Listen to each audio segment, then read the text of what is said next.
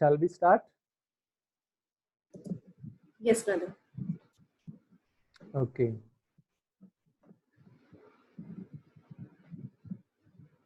So, मैं जो बात कर रहा था कि जैसा हम चाहते हैं उसके बारे में ही हमें सोचना चाहिए।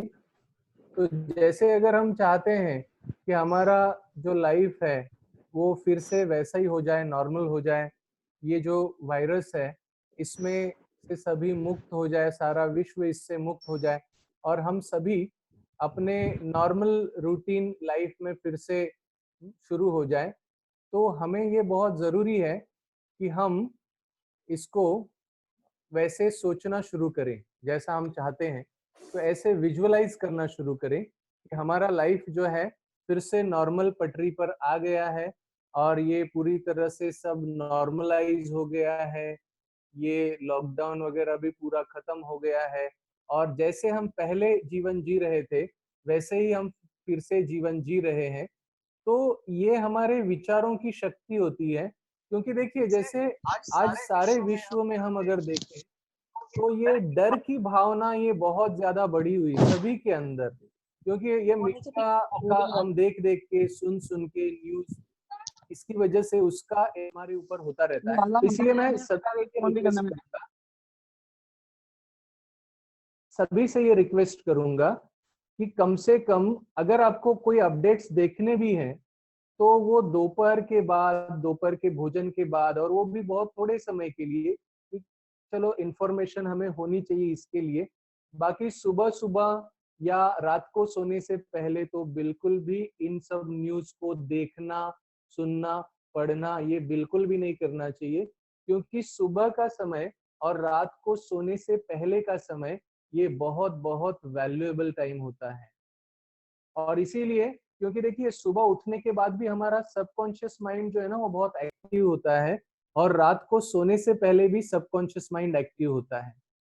तो रात को सोने से पहले अगर हम कोई चीज देखते हैं, सुनते हैं, पढ़ते हैं, तो पूरी रात हमारा सबकॉन्शियस माइंड उसके ऊपर काम करता रहता है। तो इसीलिए ये बात समझना बहुत जरूरी है कि हमें जो सोने से पहले हम सकारात्मक चिंतन करते हुए, पॉजिटिव थिंकिंग करते हुए, या कोई पॉजिटिव म्यूजिक सुन के, या कोई पॉजिटिव बात पढ़ के, कोई पॉजिटिव स्टोरी पढ़ के, इस प्रकार से फिर हम अगर सोते हैं तो फिर उसका बहुत अच्छा असर नींद पर भी आता है। क्योंकि कई लोग मैंने ऐसे देखे, कई लोग मुझे फोन भी करते हैं, वो कहते हैं कि इसकी वजह से हमें इतना डर लग रहा है कि हमें रात को ठीक से नींद भी नहीं आती है।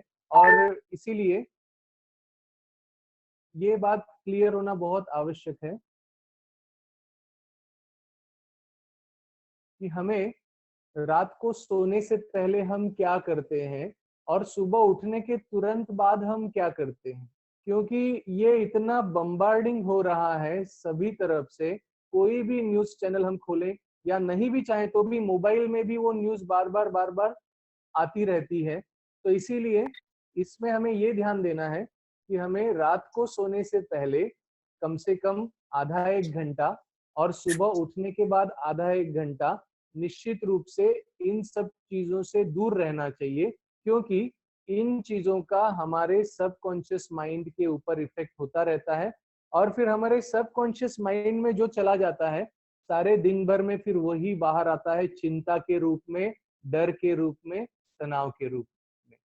तो इसीलिए ये बात एक बहुत इंपॉर्टेंट है कि हम इस विधि को अगर सीख ले, जैसे मैंने आपको बताया कि अपने अंदर जाने की विधि, जिससे ही हम अपने लक को अनलॉक कर सकते हैं।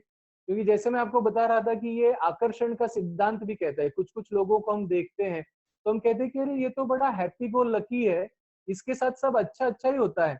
हम इतनी मेहनत कर रहे हैं, इतने सालों से मेहनत कर रहे हैं, लेकिन हमें ये सफलता मिल नहीं रही, और ये बंदा जो है ये तो इतने कम समय में इतना इसको सफलता मिल रही है और हमेशा ये देखते हैं तो खुश रहता है।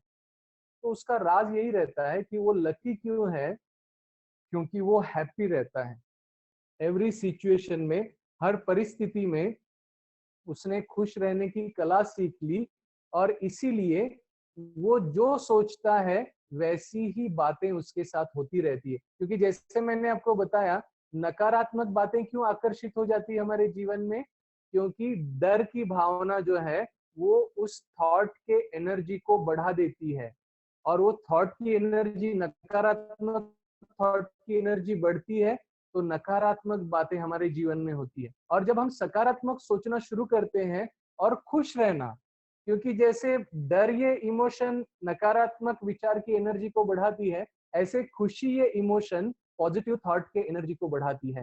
तो इसीलिए हर हाल में खुश रहना, ये कला सीखना भी हमें बहुत बहुत आवश्यक है। जितना ये कला हम सीखेंगे उतना ही हमारे जीवन में एक अलौकिक परिवर्तन आने लगेगा। तो इसीलिए आप सबके साथ में एक खुशी वाला गीत शेयर करना चाहता हूँ कि सदा हमें कैसे रहना चाहिए। सदा खुश रहो, मुस्कुराते रहो, ये मुझे बहुत पसंद आता है, तो वो गीत मैं आप सभी को सुनाना चाहता हूँ।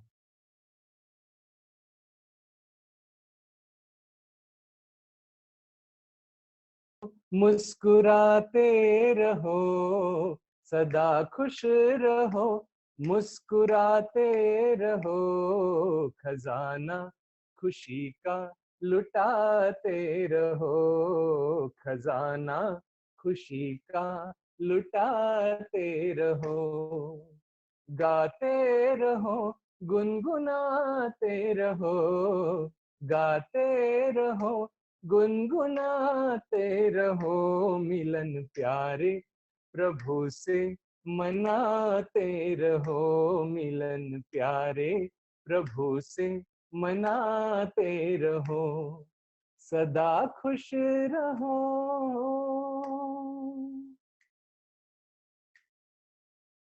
इसके एक एक शब्द को गौर से सुनना, बहुत इंपॉर्टेंट वर्ड्स हैं ये। अच्छा हुआ जो हुआ, क्यों डरे, अच्छा ही होगा, फिक्र क्यों करे, अच्छा हुआ जो हुआ, क्यों डरे, अच्छा ही होगा, फिक्र क्यों करे, हर बात में सबका कल्याण है, हर बात में सबका कल्याण है, खुशी का मरम ये सुनाते रहो, सदा खुश रहो, मुस्कुराते रहो, खजाना खुशी का लुटाते रहो, सदा खुश रहो। चलो कुछ कहा किसने, क्या हो गया, खुशी खो गई, मानो सब खो गया, खुशी जैसी कोई दवा ही नहीं, खुशी जैसी कोई दवा ही नहीं, ये अमृत है सबको पिलाते रहो, गाते रहो, गुनगुनाते रहो, मिलन प्यारे प्रभु से मनाते हो, सदा खुश रहो। यादों में प्रभु के है सच्ची खुशी, ये से दुआओं भरी, ये मुस्कान वरदान भगवान का, ये मुस्कान वरदान भगवान का, नाचो खुशी में नचाते रहो, सदा खुश रहो, मुस्कुराते रहो, मिलन प्यारे प्रभु से मनाते रहो, गाते रहो, गुनगुनाते रहो, खजाना खुशी का लुटाते रहो, सदा खुश रहो। तो ये जो गीत है, ऐसे ऐसे जो गीत है ना, ऐसे ऐसे जो पॉजिटिव गीत होते हैं, ये सुन के भी हमारा मूड बड़ा चेंज हो जाता है। तो इसीलिए मैं सभी को ये कहता हूँ कि कभी गीत भी सुनने हैं ना तो ऐसे दर्द भरे नगमे और गजल और सैड सॉन्ग ये सुनने के बजाय जो पॉजिटिव सॉन्ग्स हैं जिससे हमें एनर्जी मिलती है, खुशी मिलती है, तो ऐसे ऐसे गीत अगर हम सुनते हैं तो निश्चित रूप से हमारे जो मनोभाव हैं वो चेंज हो जाते हैं, हमें एक एनर्जी मिलती है और हमारे अंदर की जो पॉजिटिविटी है वो जागृत हो जाती है। क्योंकि देखो हमारे अंदर दोनों ही चीजें हैं, पॉजिटिविटी भी है, नेगेटिविटी भी है। लेकिन मैंने जैसे बताया ना, तो नेगेटिव एनर्जी ना ये ऊपर ऊपर है, ऊपर ऊपर की लहरें हैं, और पॉजिटिविटी थोड़ा सा अंदर है। तो इसीलिए उसके लिए थोड़ा सा अंदर जाने की जरूरत होती है। और जैसे इस गीत को आप सुन रहे थे, इसमें जो शब्द थे बड़े अच्छे थे, कि हर बात में सबका कल्याण है। ये बात भी अगर हम समझ लेना गहराई से, कई बार हमें हमें लगता है कि ये ऐसा क्यों हुआ, हमारे साथ ऐसा क्यों हुआ, ये कोरोना क्यों आ गया, ये कब तक चलेगा, ये सिचुएशन मेरे साथ क्यों हो गई। तो ये जो बात है ना, कई बार हमें ये समझ में नहीं आता कि इसमें क्या कल्याण छिपा होता है। एक मैं आपको कहानी सुनाना चाहूंगा। एक राजा था और उसका एक मंत्री था, और वो दोनों के बीच में फ्रेंडशिप भी थी, दोनों अच्छे दोस्त भी थे। तो मंत्री हमेशा राजा के साथ रहता था। तो वो राजा जो था वो एक बार क्या कर रहा था, ऐसे फल काट रहा था, और फल काटते काटते छुरी उंगली पे चल गई और उंगली कट गई। अब मंत्री जो था ना, उसका एक डायलॉग था, वो हमेशा कुछ भी घटना होती थी ना तो वो यही बोलता था कि अरे इसमें कुछ ना कुछ समाया है, आप चिंता मत करो, इसमें कुछ ना कुछ कल्याण समाया है। जैसे उसका वो तकिया कलाम था, तो ऐसे ही उसने वो बोल दिया राजा भी, महाराज आप चिंता मत करो, इसमें भी कुछ ना कुछ कल्याण समाया है, आप चिंता मत करो। तो वो महाराज को आया गुस्सा, आज मेरी उंगली कट गई, कह रहा है कल्याण है इसमें, कल मेरी गर्दन कटेगी, कहेगा महाकल्याण है। राजा ने तुरंत कहा, कौन है वहां पे, तुरंत यहाँ पे आ जाओ, और ये जो देशद्रोही मंत्री है इसको तुरंत जेल में बंद कर दो। अब राजा की आज्ञा थी, कोई कैसे टाल सकता था। तुरंत उस मंत्री को जेल में बंद कर दिया गया। ऐसे 2-4 दिन बीत गए। राजा ने सोचा कि अरे बहुत दिन हो गए मैं शिकार पर नहीं गया, तो अपने कुछ साथियों को लेकर वो शिकार के लिए चल पड़ा। शिकार का पीछा करते करते करते करते राजा इतने घने जंगल में गया, सब साथी पीछे छूट गए, और राजा अपने राज्य की बाउंड्री को क्रॉस करके एक आदिवासी इलाके में पहुंच गया, और सब आदिवासी लोगों ने उसको घेर लिया। राजा ने देखा, अरे मैं तो अकेला ही हूँ, बाकी सब पीछे छूट गए।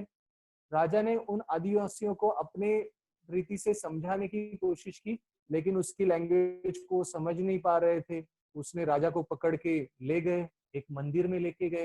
राजा देख रहा था ये मेरे साथ क्या हो रहा है। उसने देखा वो एक काली माता का मंदिर था, और राजा को वो लेके गए, उसकी पूजा की गई, उसको फूल माला पहनाई गई। राजा को समझ में नहीं आ रहा था क्या हो रहा है मेरे साथ। उसने देखा वहां पे एक बड़ा वध स्तंभ रखा हुआ था। तो राजा को लगा, अरे ये तो मेरी बलि चढ़ाने वाले हैं। तो राजा मन ही मन भगवान से माफी मांगने लगा कि हे भगवान, मेरे से कुछ भी गलतियां हो गई हो तो मुझे माफ कर देना, मैं इससे फिर नहीं करूंगा। उसको सारी अपनी गलतियां याद आने लगी, क्योंकि कहते हैं ना कि जैसे अंत समय समीप आता है तो सब रियलाइजेशन होने लगता है व्यक्ति को। तो अब जो है राजा को वध स्तंभ के पास लेके गए, उसके हाथ तो पीछे से बांधे हुए थे, उसकी गर्दन को रखा गया, और एक बहुत भयंकर दिखने वाला व्यक्ति एक बहुत बड़ी तलवार लेके आया और उसके गर्दन पे चलाने ही वाला था। इतने में उस व्यक्ति ने वो जो बाकी उसके साथी थे उनको कुछ पूछा, उनका आपस में कुछ डिस्कशन हुआ। फिर उन्होंने राजा को फिर से खड़ा किया और उसका ऑब्जर्वेशन शुरू किया। और जब देखते देखते जब उसके उंगली की तरफ उन्होंने देखा तो उंगली को देख के बड़े डिस्टर्ब हो गए, क्योंकि उंगली कटी हुई थी। फिर से उनका बहुत बड़ा लंबा डिस्कशन हुआ आपस में, और उन्होंने राजा को छोड़ दिया। तो राजा को समझ में नहीं आया उनकी लैंग्वेज, लेकिन इतना समझ में आया कि मेरी कटी हुई उंगली देख के इन्होंने मुझे छोड़ा है। अब हुआ क्या था, उनकी ये मान्यता थी कि देवी को खंडित बलि स्वीकार नहीं होगी, देवी को अखंड बलि चाहिए, और उसकी उंगली कटी हुई होने से उन्होंने राजा को छोड़ दिया। और तब जाके राजा को ये महसूस हुआ कि मंत्री ने जो कहा था वो कितना सच कहा था। आज इस कटी हुई उंगली के कारण मेरी जान बच गई, अगर मेरी उंगली नहीं कटती तो मेरी जान भी नहीं बचती। तो मंत्री ने तो मुझे बहुत सलाह दी थी, लेकिन मैंने तो उसको जेल में बंद कर दिया, मैंने तो बहुत बुरा सलूक किया उसके साथ, तो मुझे जाके मंत्री को जेल से रिहा करना चाहिए, बल्कि उसका सम्मान करना चाहिए। तो राजा जो है वो अपने राज्य में पहुंचा, मंत्री को उसने रिहा करवाया और सबके सामने उसका बहुत बड़ा सम्मान किया। लेकिन राजा के मन में एक प्रश्न उत्पन्न हुआ। उसने सीधा मंत्री को ये पूछा, मंत्री जी आप हमेशा कहते हो हर बात में कल्याण है, हर बात में कल्याण है। मुझे ये तो समझ में आया कि मेरी उंगली कटने की वजह से मेरा कल्याण हो गया, क्योंकि मेरी मेरी जान बच गई। लेकिन आपका तो अकल्याण हो गया, आपको तो जेल में जाना पड़ा। आपने तो इतनी अच्छी बात मुझे समझाई थी, लेकिन उसके बदौलत आपको तो जेल में जाना पड़ा। तो मंत्री जी ने कहा, महाराज ऐसी बात नहीं है। देखिए, अगर मैं अगर जेल में नहीं होता तो मैं कहाँ होता? मैं तो आपके साथ होता ना, क्योंकि मैं कोई नहीं भी रहता तो भी मैं आपके साथ हमेशा साए की तरह रहता था। तो अगर पकड़े जाते उस आदिवासी इलाके में तो हम दोनों पकड़े जाते, और हम दोनों अगर पकड़े जाते तो आप तो खंडित थे क्योंकि आपकी उंगली कटी हुई थी, लेकिन मैं तो अखंड था ना, तो मेरी बलि चढ़ जाती। तो जेल में जाने में मेरा भी कल्याण समाया हुआ था। तो ऐसे ही जीवन परिस्थितियों में कई बार हम समझ नहीं पाते हैं कि ऐसा क्यों हो रहा है, हमारे साथ ही ऐसा क्यों होता है, और हम फिर उस परिस्थिति का बहुत ज्यादा चिंतन करने लगते हैं और वो परिस्थिति हमें बड़ी बड़ी बड़ी लगने लगती है। तो इसीलिए परिस्थिति का चिंतन करने के बजाय हम फोकस अपने स्वयं के ऊपर रखें, अपने अंतर मन की गहराई में जाने की प्रैक्टिस करें, अपने स्वस्थिति को शक्तिशाली बनाएं। क्योंकि देखिए, जो टेंशन भी जो होता है ना, ये टेंशन क्यों होता है? टेंशन का एक फॉर्मूला है जिसको हम स्ट्रेस कहते हैं, उसका एक फॉर्मूला मैं आपको बताता हूं।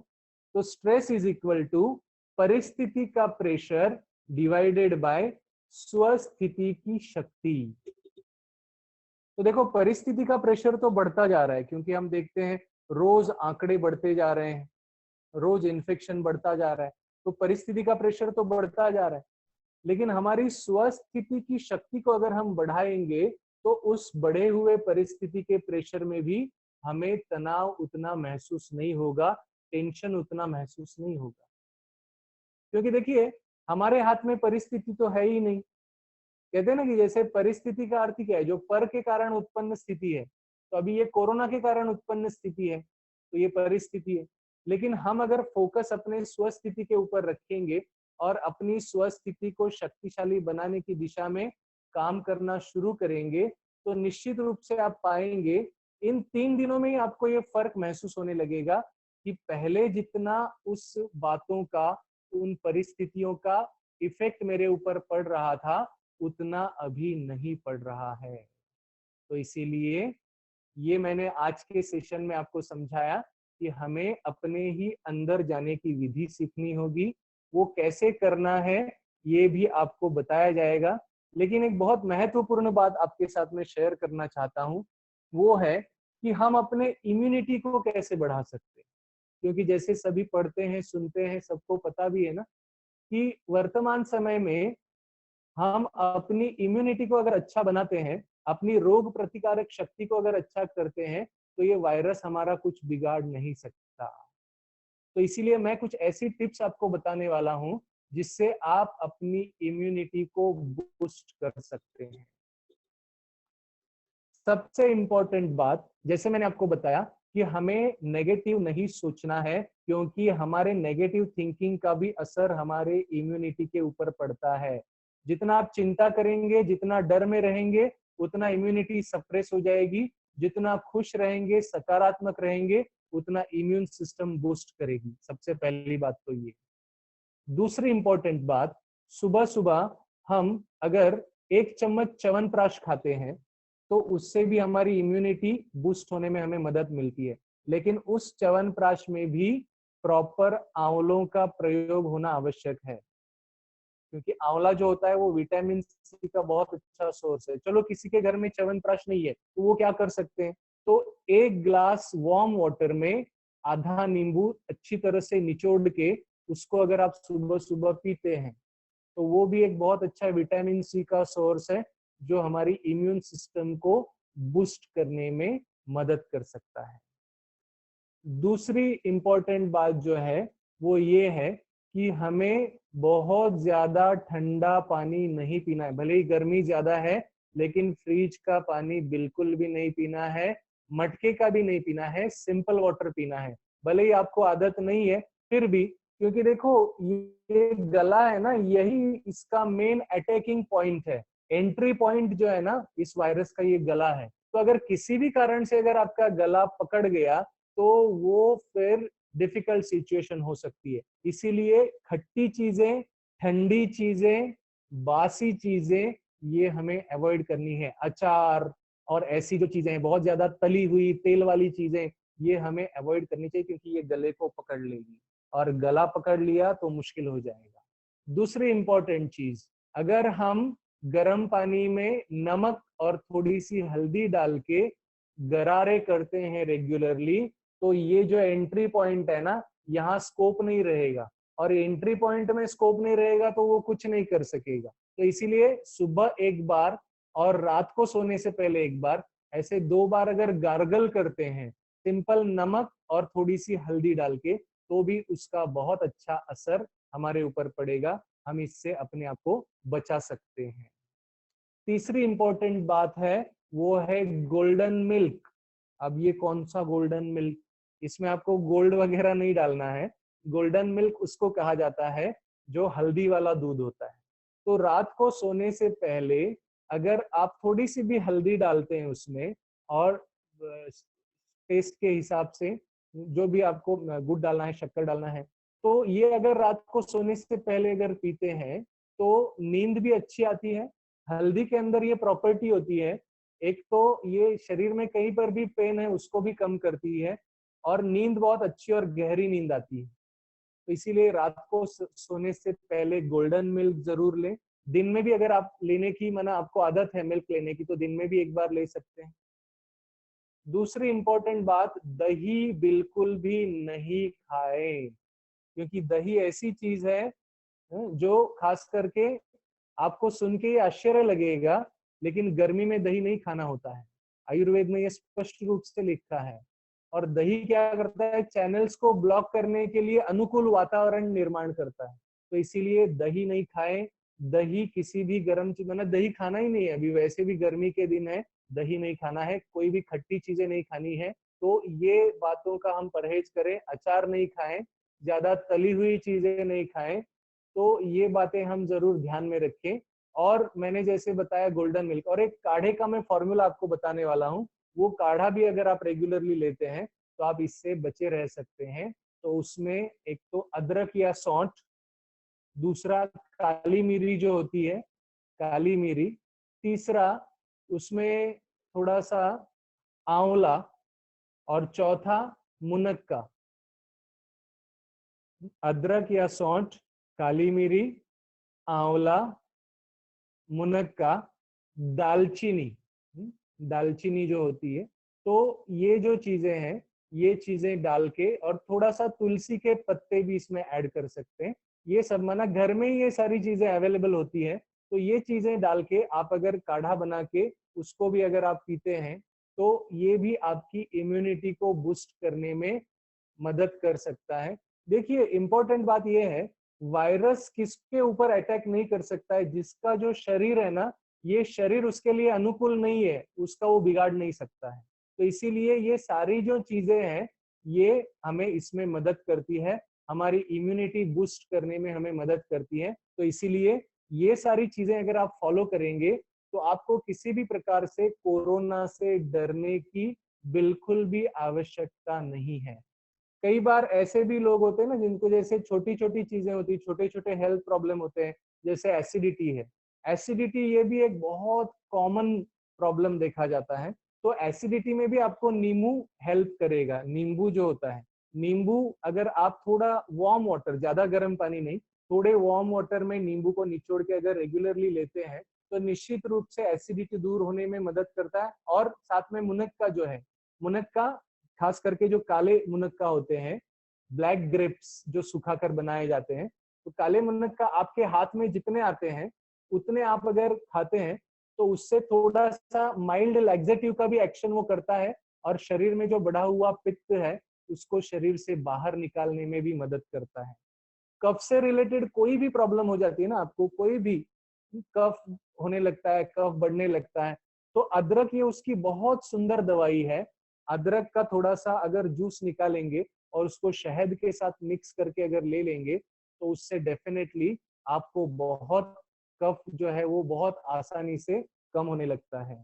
तुलसी के जो पत्ते होते हैं उनके अंदर ये प्रॉपर्टी होती है कि ये एंटीपायरेटिक होते हैं, आपको बुखार नहीं आएगा। आप अगर नियमित रूप से 5 से 10 पत्ते अगर तुलसी के खाते हैं तो आपको बुखार नहीं आ सकता।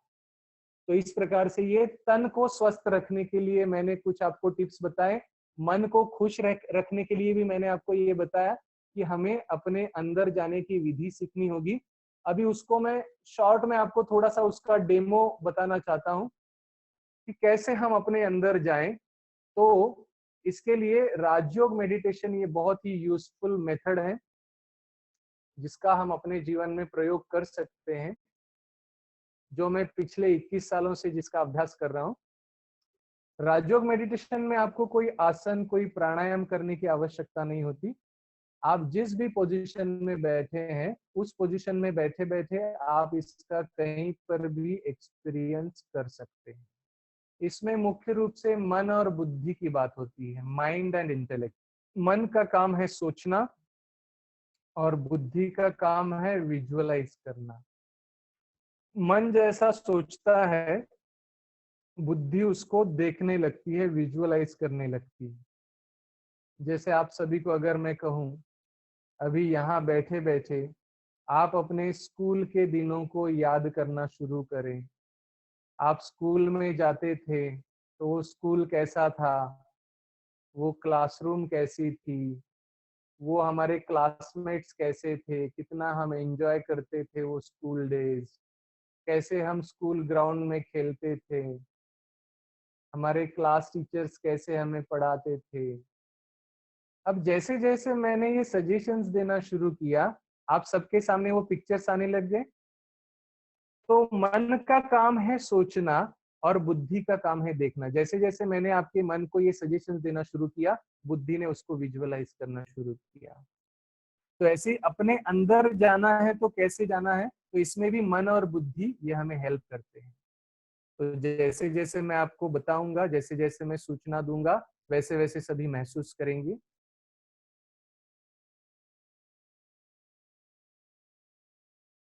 थोड़े समय के लिए अपने आप को अकेला महसूस करें। महसूस करें दोनों पैरों की 10 उंगलियां एकदम रिलैक्स हो रही हैं। रिलैक्स।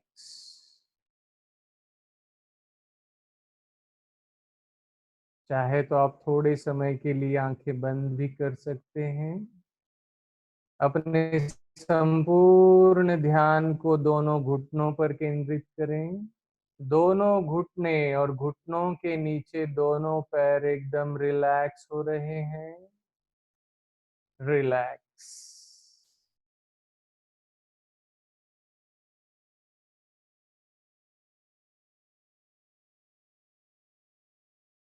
अपने संपूर्ण ध्यान को कमर के नीचे, कमर और कमर के नीचे दोनों पैर एकदम रिलैक्स हो रहे हैं। रिलैक्स।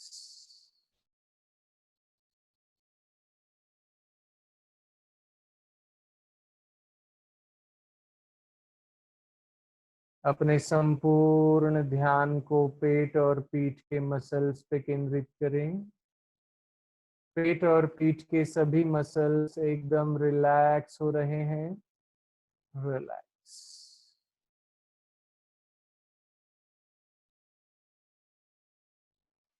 अपने संपूर्ण ध्यान को दोनों हाथों के 10 उंगलियों पर केंद्रित करें।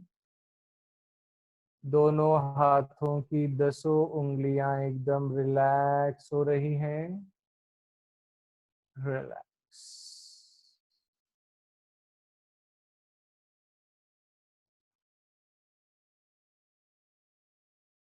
अपने संपूर्ण ध्यान को दोनों कंधों पर केंद्रित करें। दोनों कंधे, कंधों के नीचे दोनों हाथ, छाती के सभी मसल्स एकदम रिलैक्स हो रहे हैं। रिलैक्स।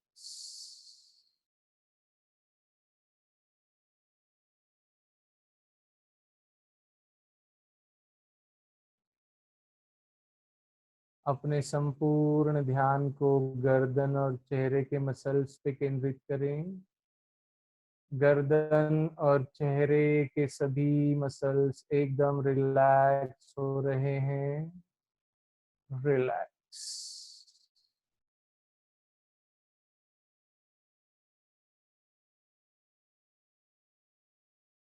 अपने संपूर्ण ध्यान को सांसों पर केंद्रित करें।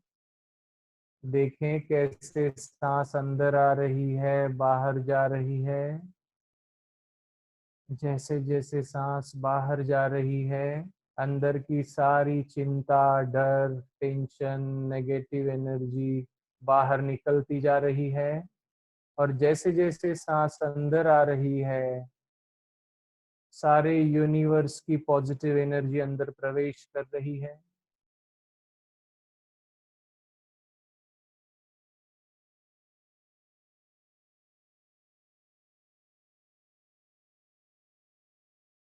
अपने संपूर्ण ध्यान को भ्रुकुटी के मध्य में केंद्रित करें। At the centre of the forehead between two eyebrows, जहां पर हम बिंदी या तिलक लगाते हैं। महसूस करें भ्रुकुटी के मध्य में विराजमान मैं एक चमकता हुआ सितारा हूँ। I am point of light and might at the center of the forehead between two eyebrows. मैं इस शरीर से भिन्न एक चैतन्य शक्ति, आत्मा हूँ, एक प्रकाश हूँ, शक्ति हूँ।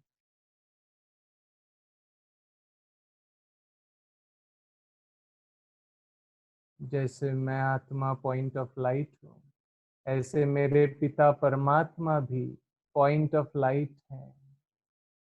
रूप में बिंदु, मगर गुणों में सिंधु अर्थात सागर हैं प्यारे पिता परमात्मा। शांति के सागर पिता परमात्मा से मुझ आत्मा पर शांति की किरणों की बौछार हो रही है। और मैं आत्मा शांति की शक्ति से भरपूर होती जा रही हूँ।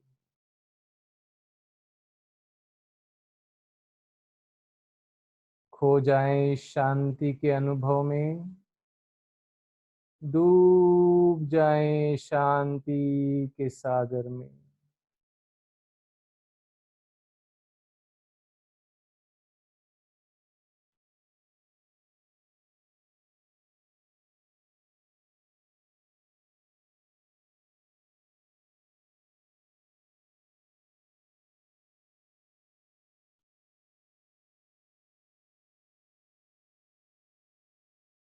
शांति के इस गहरे अनुभव के बाद जो गीत आपको सुनाई देगा, उसके शब्दों पर अपने ध्यान को केंद्रित करेंगे। राजयोगी बनो राजयोगी, मेरे प्यारों बनो राजयोगी। जिंदगी में परम शांति होगी। मेरे प्यारों बनो राजयोगी। राजयोगी बनो राजयोगी। योग मानव को संयम सिखाता, संतुलन आचरण में है लाता। आत्मा और परमात्मा का ये मिलन हर घड़ी है कराता। सारी काया हो, सारी काया बनेगी निरोगी। मेरे प्यारों बनो राजयोगी, राजयोगी बनो राजयोगी। ओम शांति, ओम शांति, ओम शांति, ओम शांति, शांति, शांति, शांति।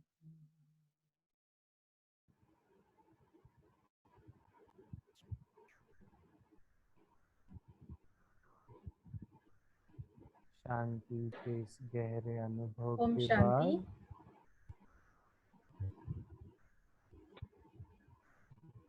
ओम शांति। हम दिलीप भाई का बहुत बहुत धन्यवाद करते हैं। सभी अपने अपने स्थानों से ही उनके लिए क्लैपिंग कर लें। भाई साहब का हम भाई साहब ने जो है वो हमें ऐसे समय पे हमारा उमंग उत्साह बढ़ाया है।